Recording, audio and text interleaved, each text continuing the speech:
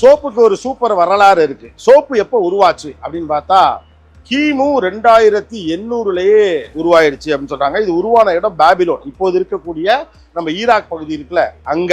Mount சாப்போ கதைப்படி என்ன அப்படின்னா, மிருகத்துடைய கொழுப்பும் கறியும் ஒரு தடவை சேர்ந்து அப்படியே ஆத்துல வருது. ஆத்துல அது வர்றப்போ அந்த மிக்ஸில் அங்க சும்மா தண்ணியில நனைச்ச துணியெல்லாம் நல்லா சுத்தமாகுது.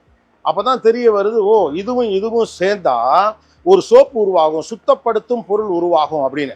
அந்த ஐடியால இருந்து தான் சோப்பே உருவாச்சு. ஆரம்பத்துல இது துணியை சுத்தம் பண்ண, அப்புறம் கரைகளை சுத்தம் பண்ண தான் யூஸ் பண்ணியிருக்காங்க. அதுக்கப்புறமா ஹைஜீன் கான்செப்ட்லாம் எவால்வ் ஆன பிறகுதான் மனிதர்கள் அதை பயன்படுத்த ஆரம்பிச்சிருக்காங்க. இது பேரு சோப்பானிஃபிகேஷன் அப்படின்னு சொல்லுவாங்க. அந்த ப்ராசஸ் தான் இப்ப சோப்பு தயாரிக்கிறதுக்கு நம்ம பயன்படுத்துறோம். கிமு 1500 எகிப்தியர்கள் ஆல்கலைன் சால்ட்டையும் ஆயிலையும் சேர்த்து சோப்பை ஒத்த பொருளை உருவாக்குனாங்க. அதுக்கு பிறகு அங்கங்க வீடுகள்ல எல்லாம் செஞ்சு துணியை சுத்தம் பண்றது யூஸ் பண்ணிட்டு இருந்தாங்க. இது ஒரு இண்டஸ்ட்ரியல் ப்ராடக்டா எப்போ வந்துச்சு அப்படின்னு பார்த்தா லீவர் பிரதர்ஸ் அவங்க தான் 1900 சோப்புக்குன்னு ஒரு தொழிற்சாலையை தொடங்குறாங்க. இந்த லீவர் பிரதர்ஸ்ங்கிறது யாருன்னா இன்னைக்கு இருக்கிற யூனிலீவர் அப்படின்னு நம்ம பிரபலமாக பேசுறோம்ல அந்த கம்பெனி. இதே கம்பெனி தான் 1916 இந்தியாவில் ஹிந்துஸ்தானோட ஒரு கொலாபரேஷன் மாதிரி ஒரு விஷயத்தை ஆரம்பிச்சு ஒரு சோப் ஃபேக்டரியை ஸ்டார்ட் பண்ணாங்க.